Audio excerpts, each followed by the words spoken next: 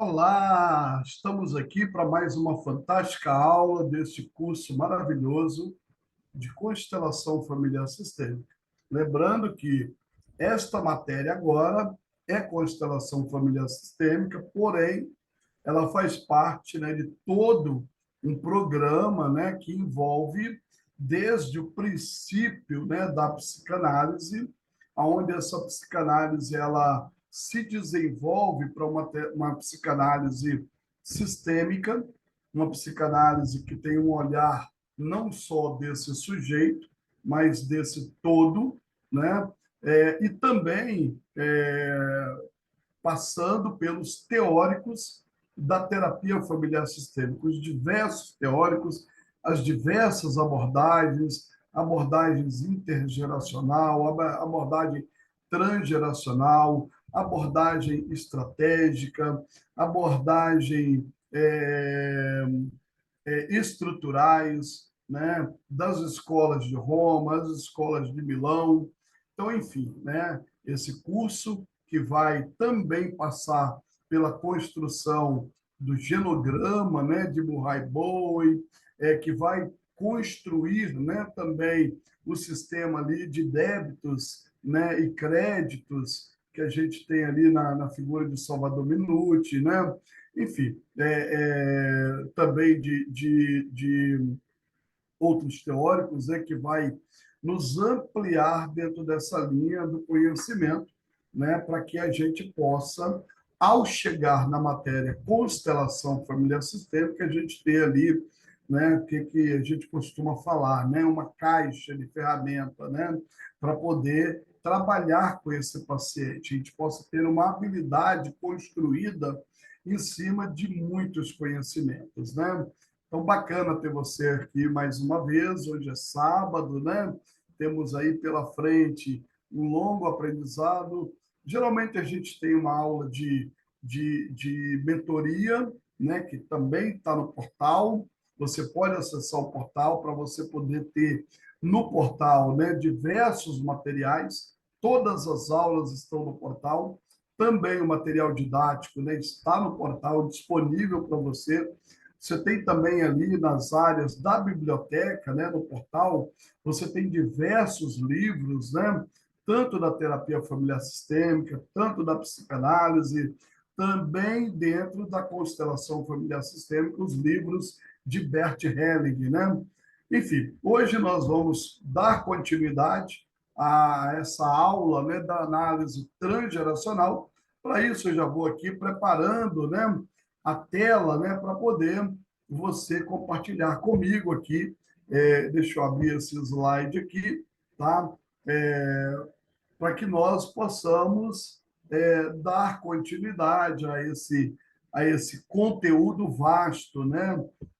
Que a gente está falando aqui a respeito dele. Deixa eu projetar essa tela aqui, tirar aqui o vídeo aqui da frente, para que você possa ter um acesso melhor, né, sobre esse material nosso aqui. Tá?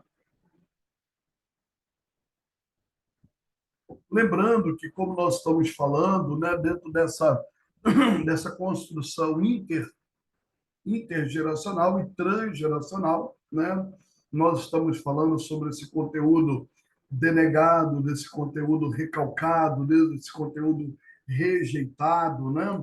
É, e Senad, né, vai propor para nós aqui sobre a construção, né, da denegação, que nós já falamos ali um pouco, né, no vídeo, na aula anterior, né, no vídeo anterior. Então, mas Senad ele vai trazer aqui e vai propor, né, a denegação como uma modalidade da renegação, ou seja, né, uma negação agora, né, Senad vai dizer aqui, uma negação verbal, ou seja, né, é, essa negação verbal como um aumento da repressão do que é negado. Bom, esse negado aqui, né, ou esse renegado, ou esse denegado, né, a gente pode ver aqui, né, como aquilo que é recalcado.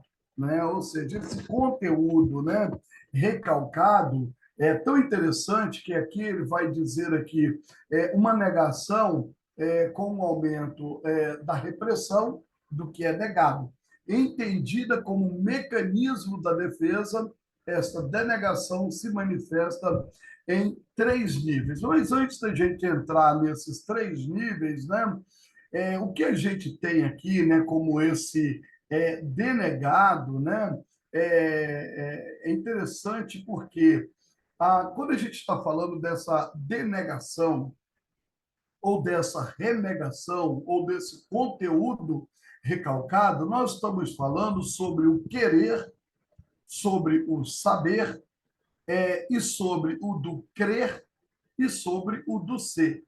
Porém, ao contrário, né, como verificado anteriormente, né, a gente tem claramente aqui um sujeito, né, que chega até aí.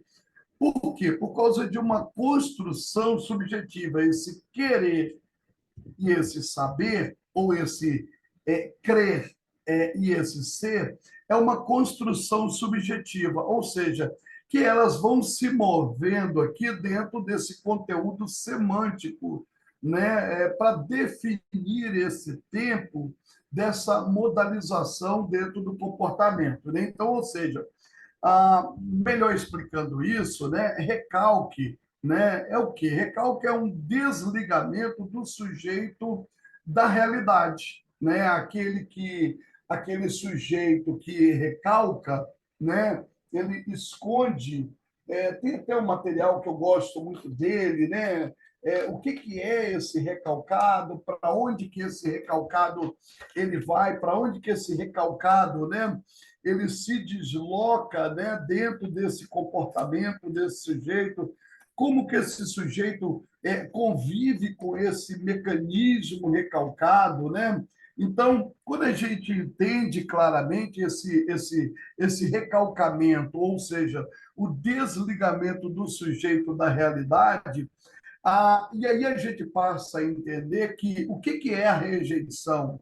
E a rejeição, que Vicena vai dizer aqui, na rejeição, né, na rejeição tem a denegação, né? Essa rejeição na denegação tem o quê? Né? Tem um rechaço absoluto, ou seja, na denegação há um rechaço da percepção do real. Né? Então, ou seja, eu rechaço aquilo que é real. Então, eu olho para aquilo, então eu não quero ter contato com aquilo.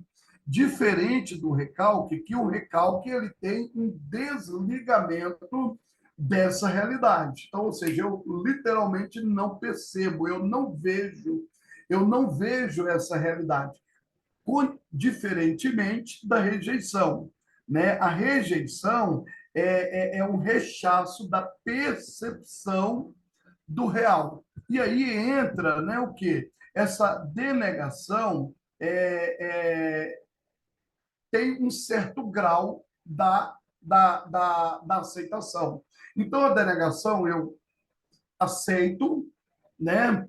E aí eu registro isso como o quê? Como a castração desse sujeito. A gente vai encontrar muito isso, né? Essa coisa do recalcamento, da rejeição e da denegação, quando a gente ouve Freud falar sobre o homem dos lobos, né? Uma outra diferença que a gente pode citar aqui, pode apontar, né? É que pelo recalque é o único mecanismo em que não há um desligamento da realidade. Então, ou seja, né, quando eu recalco, não há um desligamento do sujeito da realidade, né, o recalque. Né, não há um desligamento do sujeito da realidade. Enquanto que na denegação e na rejeição há. Por quê? Porque o recalque eu não sinto, né? Já na rejeição, há essa negação do absoluto. E na denegação tem um rechaço, mas tem também uma percepção. uma percepção desse sujeito do real. Bom, dentro disso, Mecenas ele vai trazer para a gente esses três, né, esses três itens, né, que ele chama aqui, né, de identificação pelo negativo, né? Primeiro, né, a identificação como negativo. Ele diz aqui: eu não sou isso, né? Então, ou seja, esse sujeito ele nega o absoluto, ele nega o real, ele está vendo aquilo ali, mas ele nega. Então, assim, é claramente o que a gente tem aqui, né, da diferença do recalque, né? O recalque não há um desligamento do sujeito da realidade, porque o sujeito nem encosta nesse conteúdo recalcado e o inconsciente dele já desvia ele. O consciente dele já tira ele dessa realidade. Já nesse caso da rejeição, né, vamos citar um caso aqui de rejeição muito comum, né, para a gente poder entender, né? A Davi. Davi está ali, ele provoca a morte de Urias, né? Ele tem ali um relacionamento com a mulher de Urias, né? A Betseba, né? E ali, então, o profeta Natan, né, procura ele, fala para ele, né, sobre o comportamento de um cara que pegou, tinha muitas ovelhas do pasto dele, e o outro só tinha uma ovelhinha, né, ali do pasto dele, e aquele cara, então, pega aquela única ovelhinha, né, e come aquela ovelhinha e ainda mata o dono da ovelha, né? Então, assim, aí Davi, negando, né, esse sujeito, ele fala o quê, né? Mata esse cara, né? Ou seja, ele nega que ele é esse sujeito, né? Ele não assume esse sujeito. Um outro que a gente pode olhar é o caso de Adão e Eva, né? Que ele vai transferir para o eterno Deus a culpa, né? Ele fala assim: Senhor, a culpa não é minha, a culpa é da mulher que o Senhor me deu, né? Então, assim, a culpa é de Deus, né? A culpa é do Senhor, o Senhor que me deu uma mulher, né? Então, essa culpa não é minha, né? Então, ele tenta ali, da mesma forma, negar. Então, é o que a gente tem aqui de negação e transferência. Então, aqui ele está dizendo, né, claramente, essa diferença desse conteúdo. Então, ou seja, e aí ele diz: primeiro, eu nego, eu não sou isso. O segundo, na identificação pela oposição, identificando-se com o desejo do outro, alienando o seu desejo como?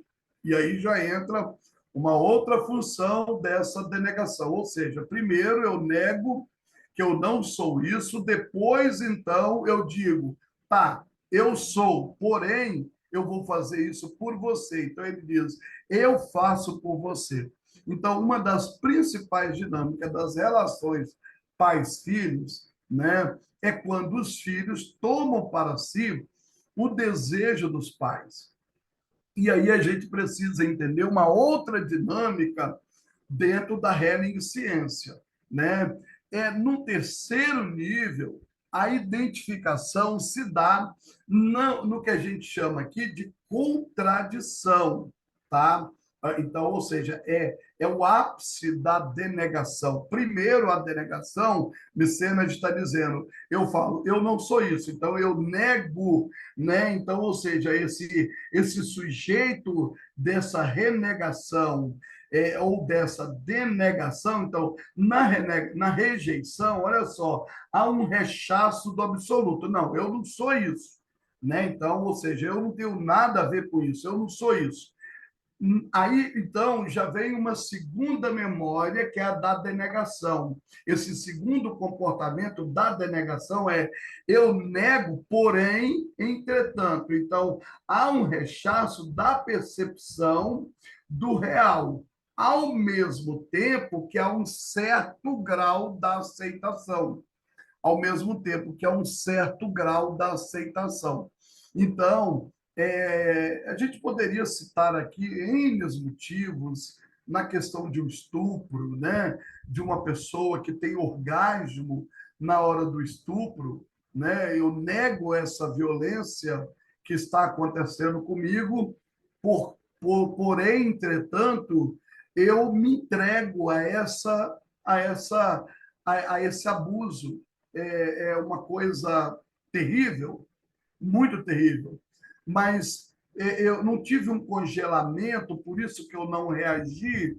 E por que então que eu tive orgasmo nessa reação?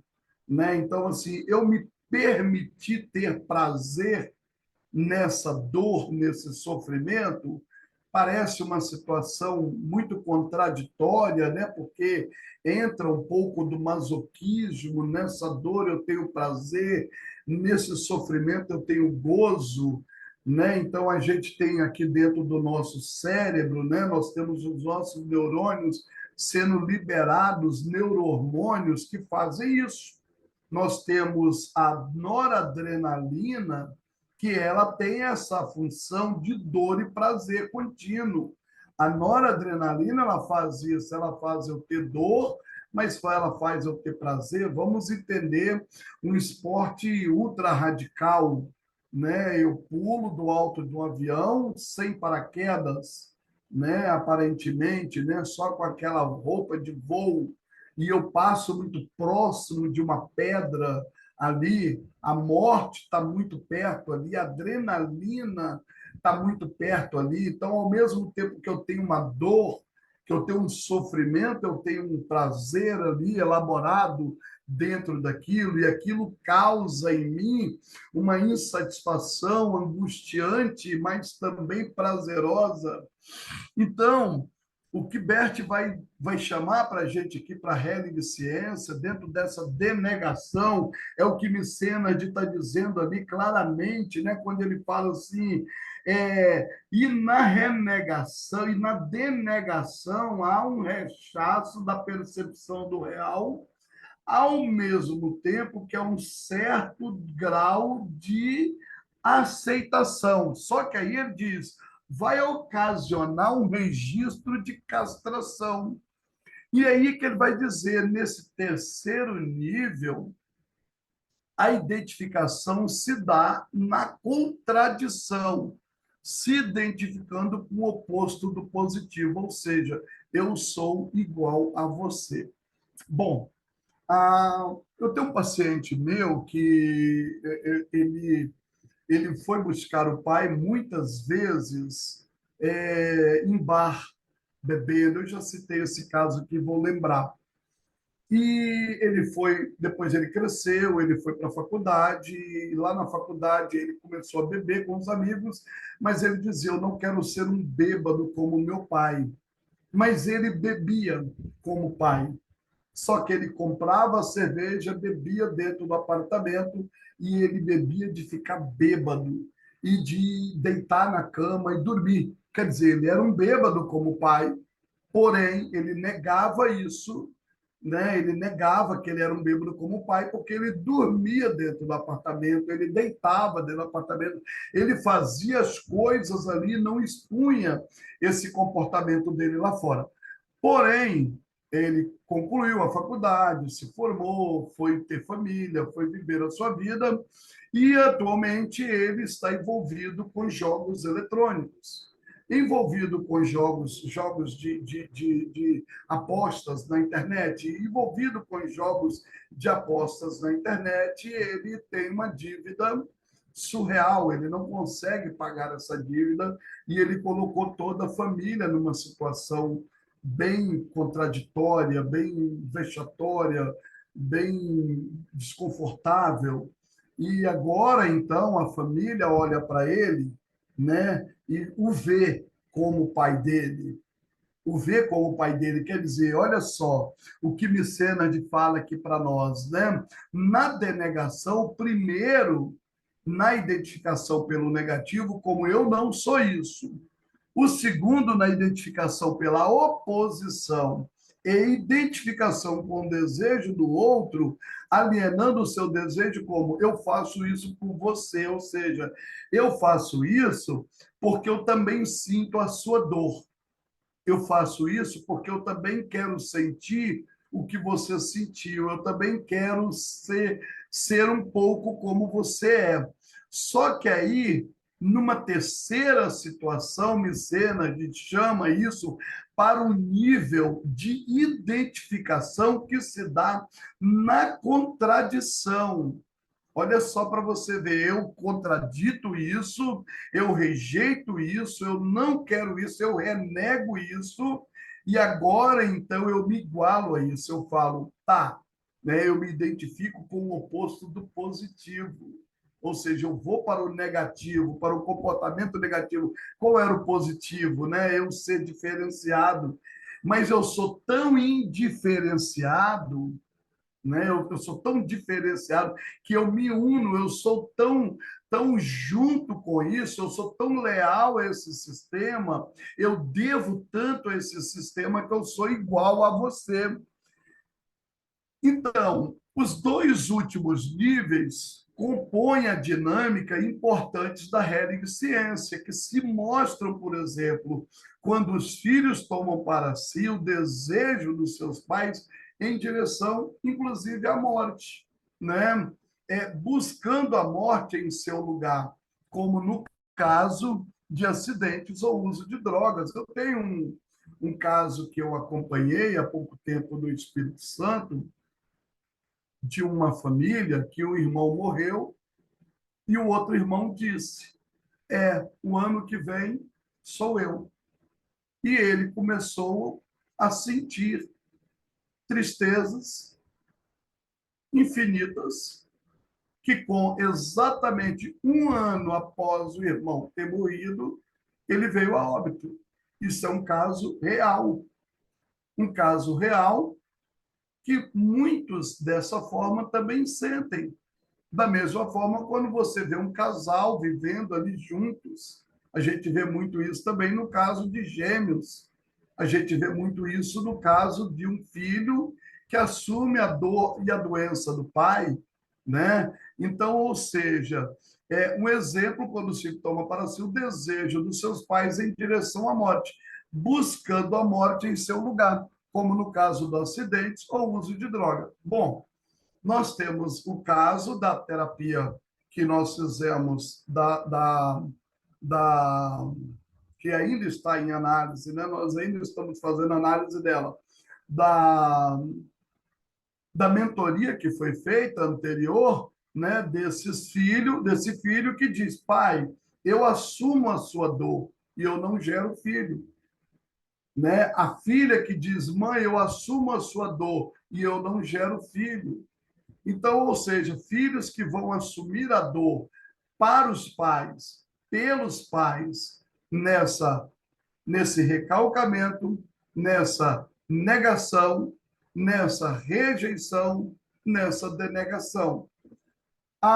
Mais dentro desse conteúdo, né, dentro dessas dinâmicas que nós estamos aqui vendo, só mexendo aqui mais na minha imagem, para poder aparecer o quadro ali melhor para vocês.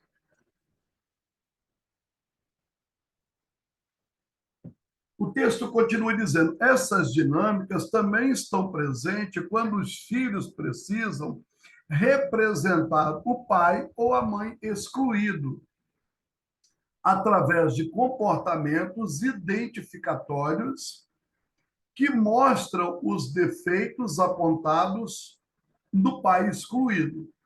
O filho alia-se ao pai ou à mãe presente, porém, sua lealdade invisível, inconsciente e em função da sua completude, mostra o mesmo comportamento inaceito pelo pai ou pela mãe excluído, já que para sua completude ele é um dos pais. Bom, dentro disso aqui, nós vamos ter uma coisa chamada de lealdade ao sistema familiar, que nós vamos falar um pouquinho dela, e uma outra coisa que também é chamada de triangulação ou de parentificação, que nós também vamos apresentar aqui dentro da visão de outros teóricos. Então, esse filho passa a ser esse pai excluído, assume o lugar dele, porque esse pai foi excluído, ou essa filha ou esse filho, o lugar dessa mãe que foi excluído assumindo assim o lugar dele.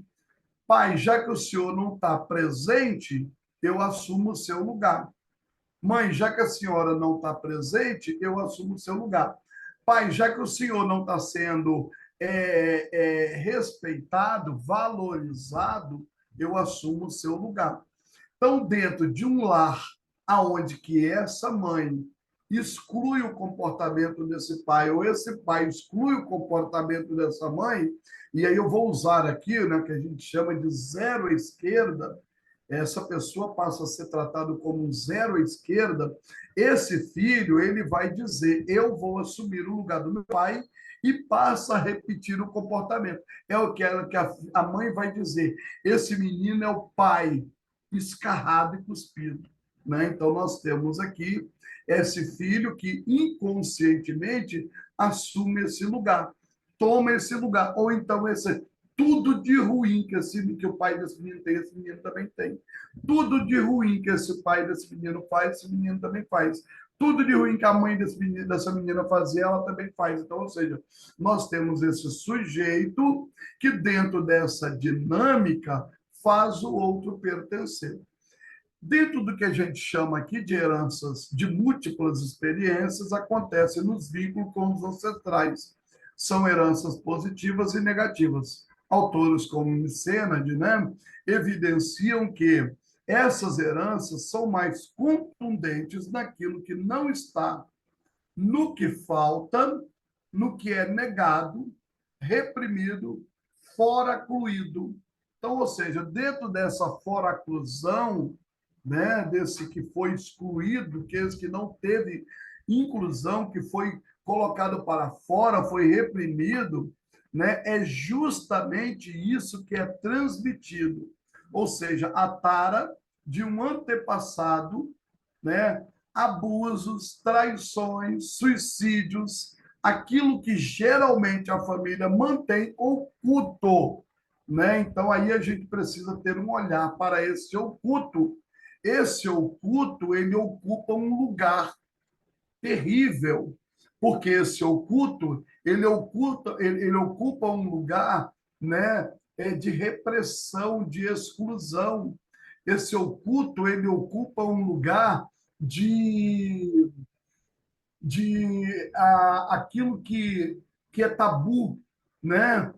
É tabu, então não é contado. E aí, então, esse oculto aqui, ele foi foracluído, né? E agora, então, há uma necessidade que os descendentes pagam o preço, né? O descendente agora ele é chamado para assumir esse lugar, né? Dessa transmissão silenciosa do negativo, transmissão que os toma prisioneiros de uma história que não é sua, condenados pelo silêncio do negado, né? Do fora-cluído, né?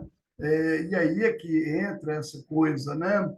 Passam a viver em suas vidas atuais as histórias já vividas e não ditas, até que o próprio sistema familiar, pela lei do pertencimento, possa incluir o antepassado excluído no silêncio.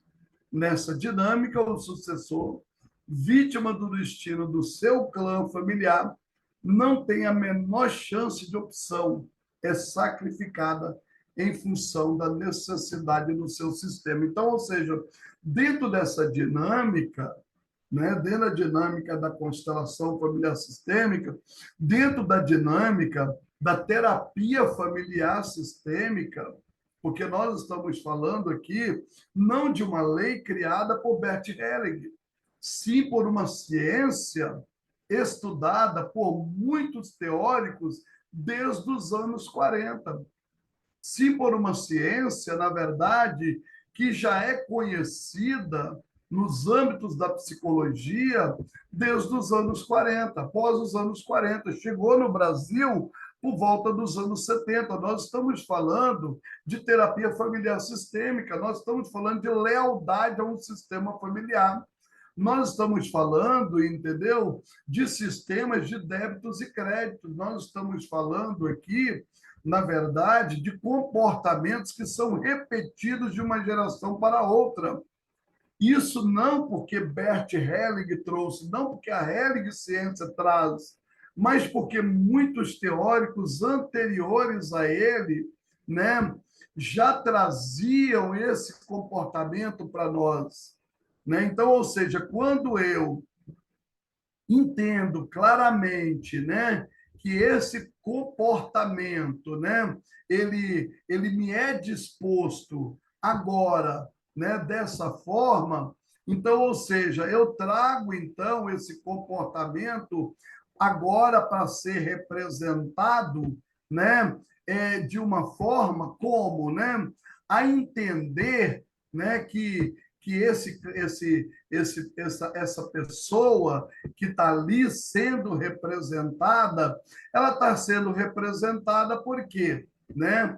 Porque, na verdade, dessa situação desse sujeito, né? Dentro dessa situação, desse comportamento, o que eu preciso entender claramente? Né? Eu preciso entender que esse que está sendo representado agora, né, nada mais é do que alguém que foi excluído dentro do sistema, do que alguém que foi tirado de dentro desse sistema sem o direito do pertencimento, sem o direito, na verdade, né, de ser visto, sem o direito, na verdade, de ser sentido, né? Então, agora, esse sistema, né, ele passa a pedir, né, nessa dinâmica desse sucessor, né, ele passa a pedir agora né, que eu seja o representante desse sistema. Ele passa agora a exigir, né, que eu seja o representante desse sistema. Ele passa a pedir que eu seja agora, né, visto dentro desse sistema que antigamente não me via, né? Então, ou seja, incluir agora eu, né, dessa forma parece, né, uma coisa assim, poxa, o que eu devo a isso, né? Eu devo porque agora eu sou um salvador dentro desse meu sistema familiar. Bom, essa transmissão ela precisa compreender, né, que esse sujeito, né, esse sujeito que agora ele está sendo representado, então nessa transmissão as lealdades, né, identificatórias aqui, né, as lealdades que vão serem surgidas aqui, né, as lealdades que vão passar a ser notada no positivo ou no negativo, se fazem presente através de quê? Dessas lealdades e o sentimento de solidariedade familiar, ele vai unificar, né? Ele vai vincular essa família. Ocorre uma perpetuação da busca de um equilíbrio transgeracional. Né? Ou seja, uma cascata, a gente chama aqui cascata verticalizada do desejo inconsciente das gerações anteriores. Então, ou seja, aquilo que não foi presente numa geração lá atrás, aquilo que de alguma forma foi excluído na geração anterior, ela passa a fazer presente. Então, além desse conceito que a gente está estudando de transgeracionalidade e intergeracionalidade, nós vamos também ressaltar aqui o conceito de multigeracionalidade nessa transmissão chamada, né, transmissão do herdado, que é um termo cunhado por Murray Bowen. Murray, né, lembrando aí, né, quem é Murray Bowen? Murray Bowen é o criador do genetograma, que depois passa a se chamar genograma familiar, né? Que se refere à transmissão entre múltiplas gerações familiares. Para o autor, a família é vista como uma unidade emocional que, numa rede multigeracional de relacionamento, os níveis de diferenciação do self dos pais leva aos níveis de diferenciação das próximas gerações, Assim, cada geração recebe o legado de um determinado nível de ansiedade crônica deixado pela geração precedente, e o seu desenvolvimento dependerá da particularidade de cada grupo familiar. Olha para você ver o quanto que isso é interessante. Murray Bower, ele vai trazer isso para nós. Deixa eu ver se é exatamente isso aqui que Murray Bower traz para nós. Deixa eu ver. Murray Bower, ele vai dizer exatamente isso aqui.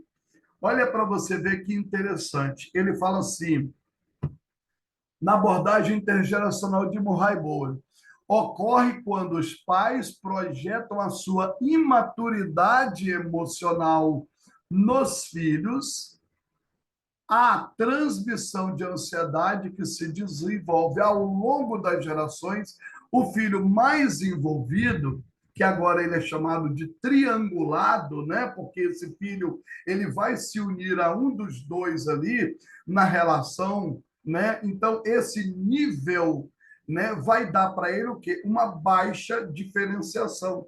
Ele não vai conseguir se indiferenciar, ele não vai conseguir buscar o que Jung chama de individuação, o que Skinner chama de diferenciação, Murray Bower também chama aqui. Então, ele vai dizer que quando um dos filhos apresenta um grau de diferenciação menor que a seus pais e se casa com uma pessoa de nível igual de diferenciação, gera um filho de diferenciação inferior. Esse processo continua se reproduzir de geração para geração em níveis de diferenciação cada vez mais baixos.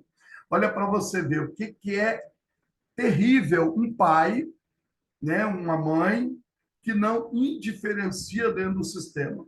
Uma mãe e um pai que se casam diferenciado, ou seja, emaranhado no sistema familiar dos seus pais, continuam mantendo um nível de diferenciação inferior. Ele vai buscar uma outra pessoa também com um nível de diferenciação inferior, vai se unir a essa pessoa, então isso vai ficando cada vez pior.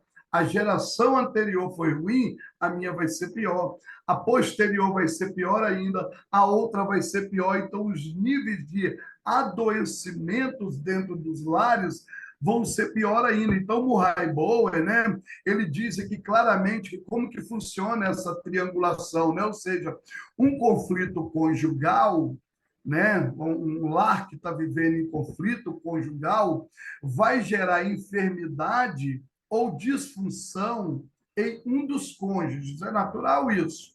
Né? Um lar que está vivendo conflito, está vivendo ansiedade, está vivendo agressividade, vivendo aflições, vivendo problemas o tempo todo, vivendo problemas de muita opressão. Então, um dos cônjuges vão adoecer ou vai gerar disfunção. Esse problema emocional vai ser projetado aonde? Nos filhos. Um dos filhos começa geralmente, ó, aqui, ó, centra-se primeiro no filho menor, o primeiro filho, depois vai aumentando para os outros filhos. E aí acaba que o sistema todo acaba adoecendo. Então, ou seja, o que Murray Bower vai ensinar para nós, né, dentro desse sistema, né, que é essa transmissão de ansiedade que se desenvolve ao longo da geração, o filho mais envolvido, mais triangulado na relação dos pais, desenvolve um nível baixo de diferenciação. E aí eles vão buscando pessoas cada vez piores nas relações para eles, né? Então vai gerando aí esse problema, né? Nessa relação familiar. Retornando aqui, então, para a aula, né, que nós estamos agora, né? Então, ou seja, vai gerando um nível de ansiedade cada vez mais crônica para esse grupo familiar. E esses estudos de Murray Bower também se fazem presente na ciência, nos conceitos de triangulação. Para Bowie, sempre existe a triangulação quando dois se referem a um terceiro.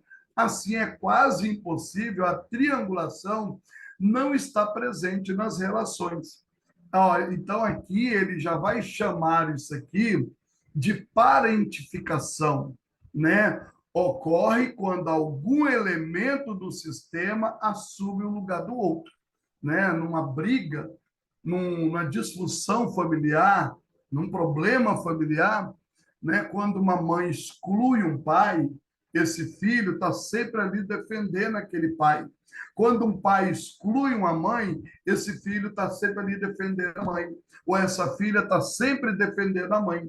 Vamos entender o caso, né, de uma filha, né, que vê a mãe sempre apanhando.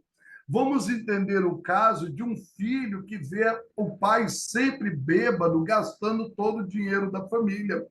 Geralmente, aquele filho, ele vai querer assumir o lugar de líder dessa casa, de trabalhador para sustentar essa casa, porque o pai não tem responsabilidade, porque o pai não assume a função de líder, de homem, de provedor, de protetor dessa casa. Então, esse filho, ele sai da sua função de filho, né, da sua função que ela é de filho, né? Ele é irmão dos demais, para ele ser marido dessa mulher, para ele ser provedor para essa casa. Então, nós temos aqui uma parentificação, ou seja, né, uma triangulação, alguém assumindo o lugar do outro. Ou então aquela filha que tem que ir lá defender aquela mãe. Aquela filha que toda vez que o pai humilha, que o pai trai a esposa, ela tem que ir lá dizer: você não tem vergonha do que você está fazendo com a minha mãe? Você não tem vergonha do seu papel dentro de casa? E aquela mãe cruza os braços naquele lugar da pobre coitada. Aquela mãe, então, ela fica ali dizendo: cuida de mim, filhinha, me protege, eu preciso de você. Por quê? Porque esses pais, na verdade, não se colocaram nos seus lugares de cônjuges e os filhos tiveram que ir para esses lugares. Então, na triangulação, as crianças ou os filhos, né, são usados como aliados contra um terceiro, colocadas na relação entre os pais, serve agora de cúmplices para um ou para ambos alternadamente. Eu vou trazer aqui um outro slide, né, que vai falar sobre isso. É a abordagem de Salvador Minuti. Deixa eu ver se foi. Isso aqui é Murray Bowen. Deixa eu ver onde que está aqui, que eu separei o material de Minuti para vocês verem aqui comigo. Aqui é o que a gente está vendo. Eu acho que o que está de Minuti é exatamente isso aqui. Deixa eu ver, não. Isso aqui é o de Bowen. O de Minuti, ok. Deixa eu abrir o próximo aqui.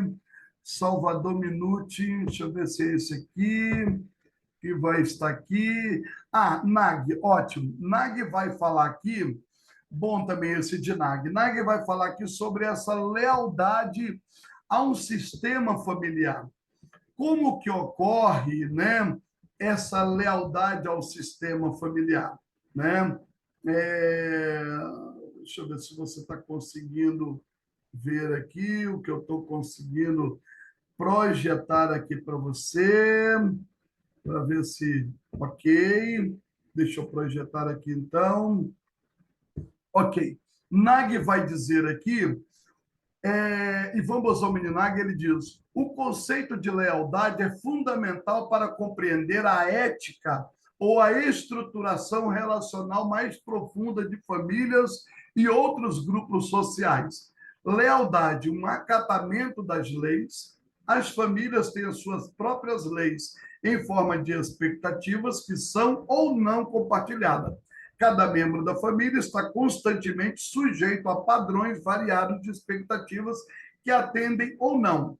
Em crianças pequenas, o cumprimento é sancionado por meio de medidas disciplinares. Crianças mais velhas e adultos podem cumprir pistas de fidelidades internalizadas.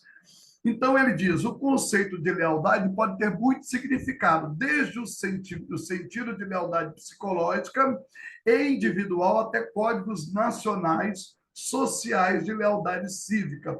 Com isso, pode ser definido em termos morais, filosóficos, políticos e psicológicos. Mas ele vai continuar dizendo aqui que a base da lealdade ela é biológica, ela consiste em laços consanguíneos e matrimoniais, ela é de lealdade nacional e ela também é de lealdade religiosa. A lealdade ela se estabelece por alguns graus: gratidão, por culpa ou até mesmo por vergonha. Então, uma estrutura de lealdade, ela está determinada pela história do grupo e pela posição de cada membro dentro do grupo. Então, assim, uma lealdade, ela avança gerações após gerações. O compromisso de lealdade verticais são definidos a uma geração anterior ou posterior. Os compromissos de lealdade horizontais são feitos para parceiros, irmãos ou pares em geral. Então, ou seja, ela inicia com o progenitor, depois ela tem uma cobrança projetada nos filhos, ou seja, os pais exigem que os filhos sejam leais a esse sistema. Esse adulto credor, né, transfere e passa a ser um filho devedor, e esses débitos eles vão sendo transmitidos de geração após geração. Então, Ivan Bosominilag, ele está dizendo aqui que essa lealdade não existe. Eu dizer, eu não vou ser leal, eu sou leal, eu carrego comigo essa lealdade que ela me é imposta nessas gerações.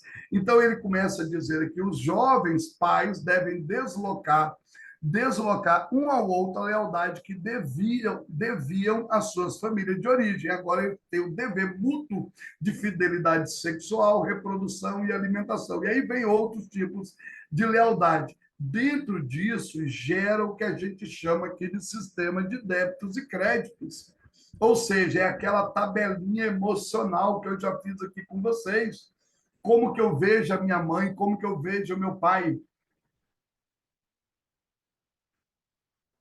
Qual o valor que eu dou para cada um dentro de mim? Esses valores eu vou projetar. Tem filhos que vêm para a relação rejeitando ser o pai, mas sendo exatamente como o pai tratava a mãe, trata agora a esposa. Sendo agora leal nas suas relações agora, dentro dessas relações futuras com seus filhos, agindo exemplarmente, como se dissesse: tá vendo, pai? Eu sou fiel a ti. Eu reclamei, mas eu estou sendo honesto dentro desse sistema geracional. Então, ou seja, né?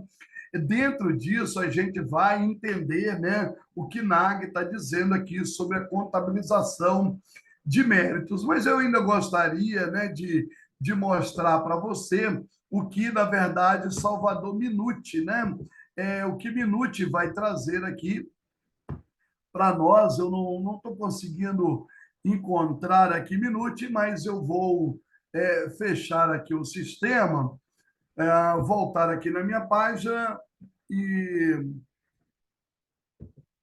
deixa eu só voltar aqui na tela, abrir sobre Salvador Minuti. Minuti está aqui, ok.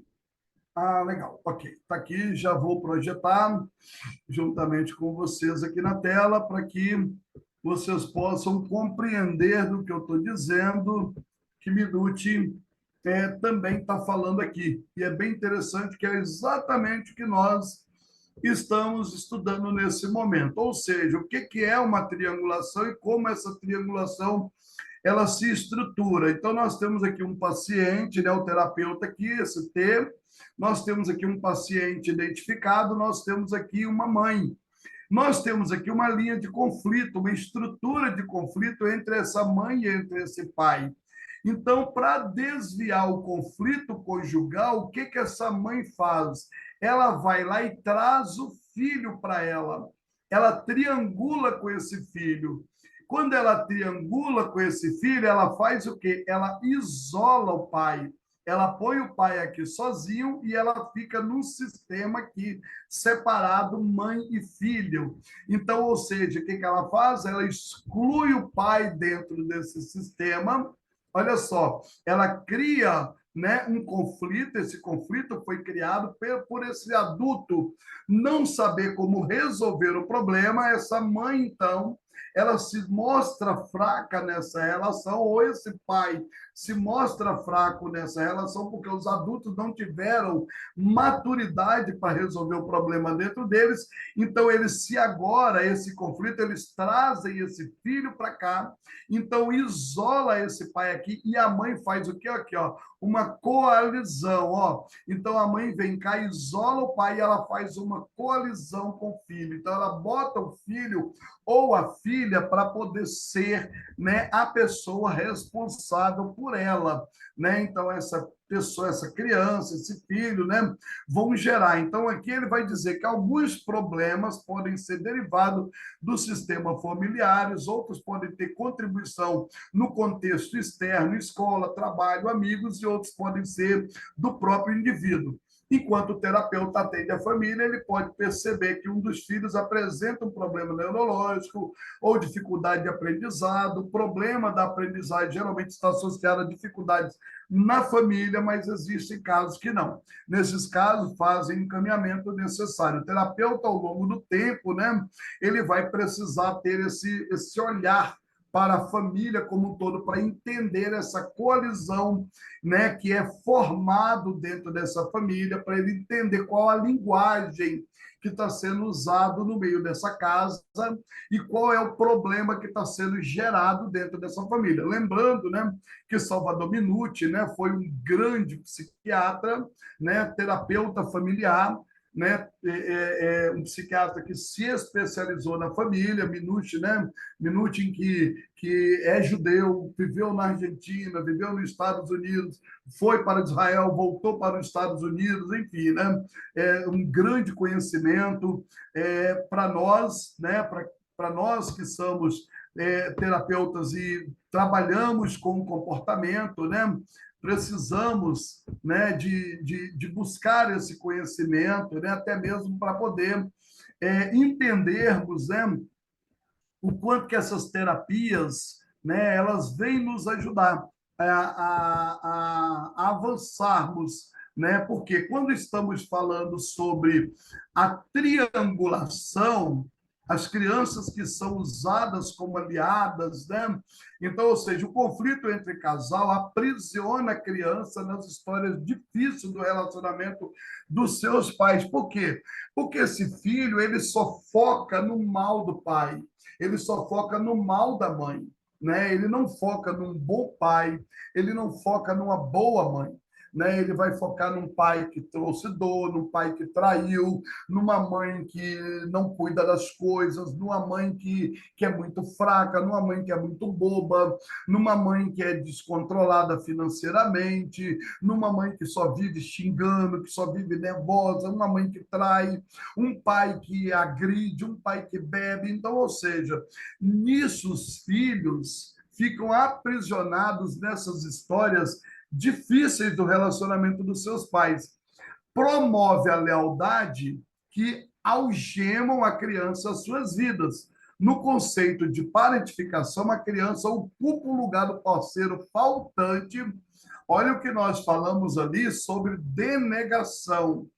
Olha o que nós falamos lá atrás, no início dessa aula, sobre denegação. Eu quero ser o mal do meu pai? Eu quero ser o mal da minha mãe? Não.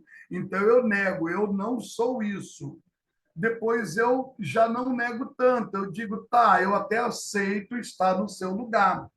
E depois, então, é que eu vou acabar assumindo esse lugar, definitivamente sendo ele. Então, ou seja, por quê? Porque eu excluí, foi isso que me foi oferecido. Então, eu promovo lealdade, algemo as crianças na sua vida. No conceito de parentificação, a criança ocupa o lugar do parceiro faltante por situações de morte ou de anulação do outro. O menino se torna o filhinho da mamãe e a menina a filhinha do papai. Ambos ficam comprometidos em sua lealdade com pais, parceiros agora, sendo dos seus lugares o filho e crianças apresentando dificuldades vinculares na relação com parceiros posteriores. Para a renegociência, a alteração de lugar dessas crianças compromete o princípio da ordem e tem graves consequências. Então, ou seja, qual é o meu papel e o seu? O meu papel e o seu é construirmos dentro da nossa psique, dentro da nossa psique, dentro do nosso inconsciente, que ele ainda é inconsciente, buscarmos identificar a quem nós estamos parentificados nas relações dos nossos lares, a quem nós estamos triangulados nas relações dos nossos lares, buscarmos dar para cada um dos nossos pais o lugar deles, deixar que o meu pai e minha mãe assumam esses lugares de pessoas que têm que aprender a resolver os problemas deles, porque assim como os pais deles não souberam e usaram eles na parentificação, possivelmente eu também estou nesse lugar de filhinho do papai ou filhinho da mamãe. Eu me uni a ela, eu passei a ser filho parceiro ou filha parceira. E agora, então, eu faço isso com quem? Com meus filhos. Com meus filhos. Então, eu vou fazer o quê? Assim como eu gerei um relacionamento de desconfiança, de agressividade, de ofensividade, de indiferença, porque era o que tinha nas relações dos meus pais, eu agora estou gerando isso também nos meus filhos. Porque nesse conceito, a criança ocupa esse lugar. E nesse conflito, a criança ela é aprisionada nessas histórias difíceis do relacionamento. Então, a primeira coisa que eu preciso fazer é me sarar, me limpar, me curar, né? Me destriangular, parar de parentificar com meus pais, buscar minha individuação, buscar minha diferenciação para que eu possa transferir para os meus filhos, para a minha geração. Então, dentro dessa construção com o cliente, com o meu paciente, com o meu analisando que vai estar ali diante de mim, ou com a pessoa que eu sou, o facilitador dele dentro da constelação, eu vou fazer isso, quebrar essa triangulação, tirar ele desse lugar de triangulação, arrancá-lo desse lugar de triangulação e deixar que cada um assuma as suas responsabilidades, para que eu agora destriangulado, eu agora destriangulado, eu agora fora desse emaranhamento, eu agora individuado, eu seja um indivíduo. Eu não mais agora vou fora excluir. Eu não mais agora vou denegar, né? Eu não vou agora mais rejeitar. Eu agora vou entender o comportamento de cada um dos meus pais, né? E então passar a ter, né, um relacionamento melhor com eles, né? E também com meus filhos. A estrutura do sistema familiar se altera e as crianças permanecem presas nessa lealdade. Essas alterações na estrutura do sistema familiar podem ser associadas às disfunções de ordem, disfunções dos lugares ocupados na família. Ocorre a inversão da hierarquia e toda a família fica comprometida nessa nova ordem disfuncional. na transmissão multigeracional, como já frisamos, tudo é transmitido e tudo é herdado. A geração posterior quer e precisa fazer parte de sua linhagem. Para isso, vai herdar tudo. Nesse ponto, ocorre no vínculo o paradoxo do pertencimento. O herdeiro quer pertencer, mas não quer dar todas as coisas negativas da sua herança. Então, ele pretere. Olha para você ver que interessante, né? Eu quero pertencer à minha família, eu quero pertencer ao meu pai, eu quero pertencer à minha casa, eu quero pertencer aos meus irmãos. Ah, mas aquele comportamento ruim do meu pai, não. Aquilo ali, não. Ah, ele ficar bêbado, cair no meio da rua, não. Ah, ele trair a minha mãe, nunca eu vou fazer isso, né? Ah, ser uma mulher que trata o meu pai com indiferença, eu nunca vou fazer isso com a minha mãe, tá? Eu nunca vou aceitar que o meu pai me traia, meu marido me traia, mas eu também não vou ser como a minha mãe, que não dá carinho pro meu pai, eu não vou ser igual ela, que fica jogando coisa na cara dela também e tal. Então, o que eu faço? Eu pretero, eu passo a preterir isso, né? Ou seja, eu passo a menosprezar isso. E aquilo que eu menosprezo, aquilo que eu tô excluindo, né? Assim como o vínculo se fortalece no positivo, o vínculo também se fortalece no negativo. E quanto mais o ordeiro quer se desfazer, quer preterir, né? Quer se desvincular, quer renegar isso do que pretere, mais vinculado ele fica. Por exemplo, na identificação das características do seu pai, quanto menos dos seus pais, né? Quanto menos ele se impõe não fazer igual, mais parecido e vinculado a essas características ele permanece. Quanto mais o herdeiro rejeitar a sua herança, mais preso ao destino da herança ele se conserva. E a atuação da força da lealdade inconsciente ao pertencimento, olha só, viu? Assim como o vínculo se fortalece no positivo, ou seja, o que meu pai tem de bom? O que minha mãe tem de bom? Então, eu tenho um vínculo do positivo. O vínculo do negativo também se fortalece. Por quê? Porque eu ponho força nisso. Porque é isso que eu alimento. Eu não quero ser. Então, é isso que vai sendo registrado dentro de mim. Eu não, eu não, eu não, eu não. Daqui a pouco eu quero, eu quero, eu quero. O não vai saindo fora e vai ficando eu quero, eu quero, eu quero. Eu quero ser, eu quero ser. E aí o não já não mais funciona. E aí eu já passo a ser igual, vinculado. Então é essa atuação de força da lealdade inconsciente ao pertencimento. A conexão do vínculo fica mais forte, fica mais intensa. A tensão em uma conexão prende a duas partes relacionadas, somente na aceitação de tudo. Lembra da denegação? Pai, eu não sou como o Senhor. Pai, eu não sou como o Senhor, mas eu posso ser como o Senhor. Daqui a pouco eu falo, pai, eu sou exatamente como o Senhor. E daqui a pouco eu sou até pior ainda, né?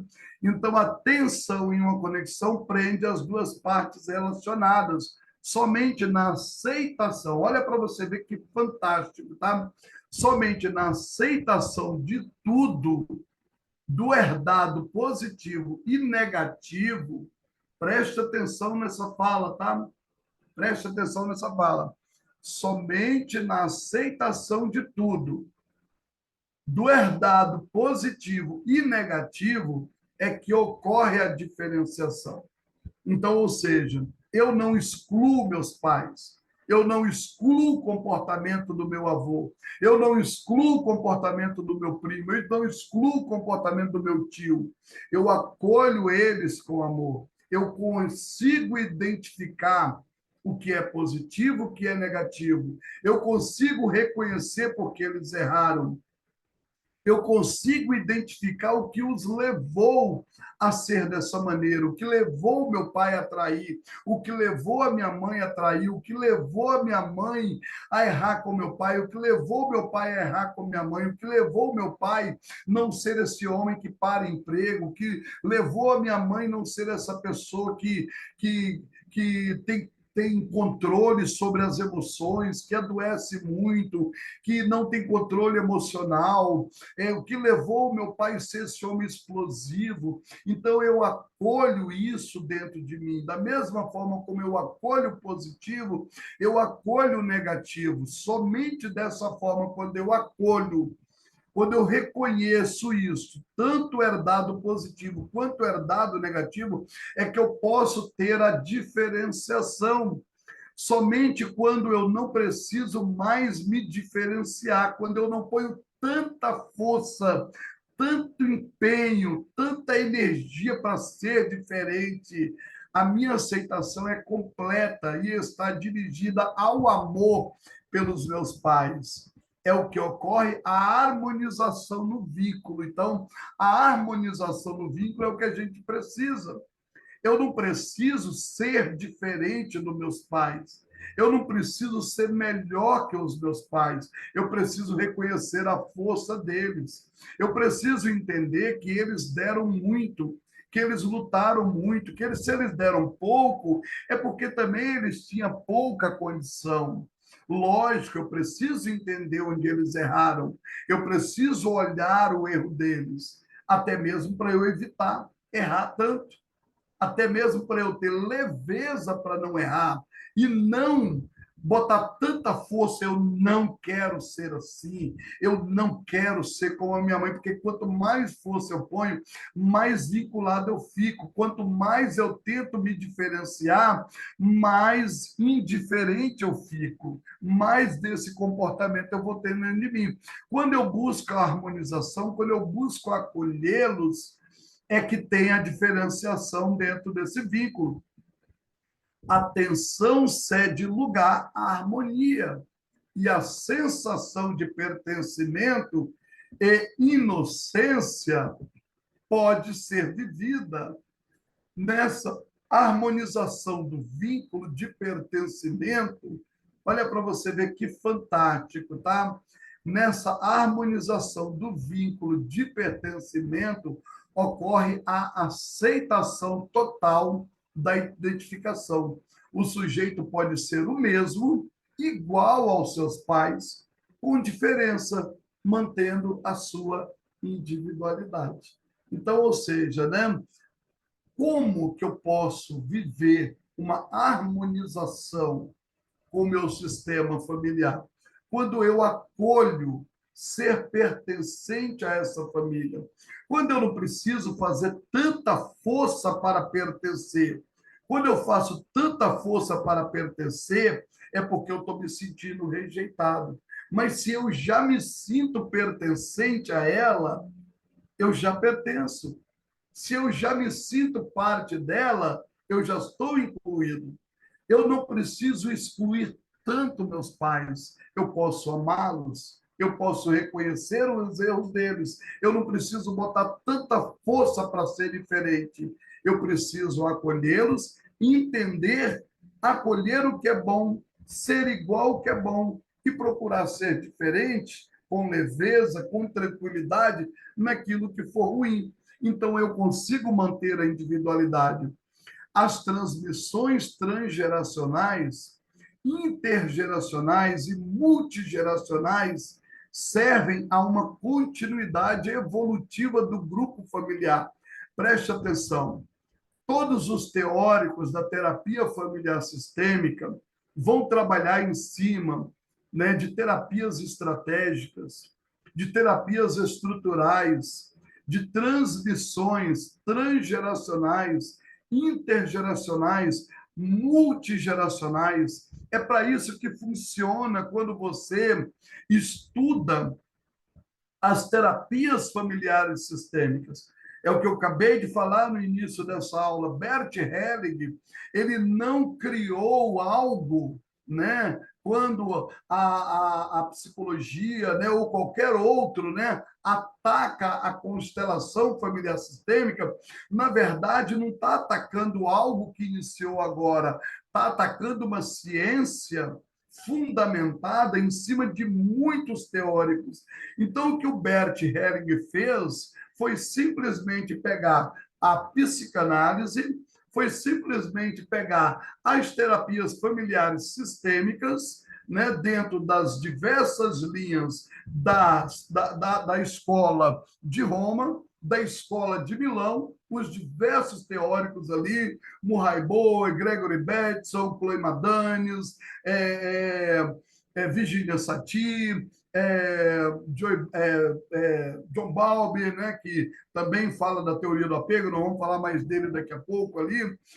Todos esses teóricos, Salvador Minuti, Murray Bowen, né, Ivan Bozominag, todos esses teóricos aqui que criaram essas diversas terapias. E dentro disso ele viu esse movimento, o que a gente tem aqui do movimento, o movimento do espírito.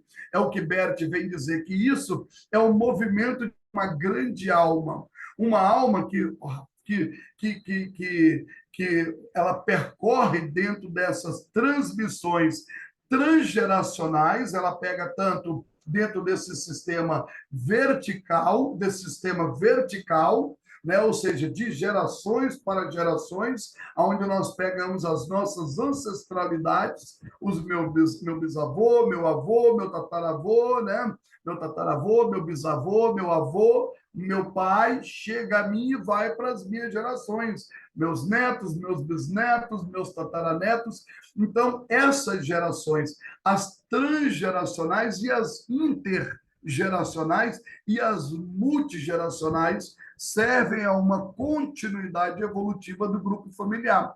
São geradoras de identificações elaboradas e individualizantes, assim como de emaranhamentos identificatórios nas infinitas redes de conexões relacionais. Sobre esses emaranhamentos, nós falamos ali agora, o que Salvador Minuti traz para nós, né, sobre aquela triangulação, aquela mãe, né, que mantém um conflito, ou aquele pai que mantém um conflito com aquela mãe, aquele pai que vai para um filho, ou aquela mãe que vai para um filho, coaliza com ele, exclui esse pai ou exclui essa mãe dessa relação, e o pai forma uma coalizão com esse filho, ou a mãe forma uma coalizão com esse filho, e o pai fica eliminado dentro dessa relação. Esse filho ou essa filha vem para esse local de parentificação, para proteção dessa mulher ou desse homem, né? Então, nós temos aqui uma família que vai adoecendo, porque os outros filhos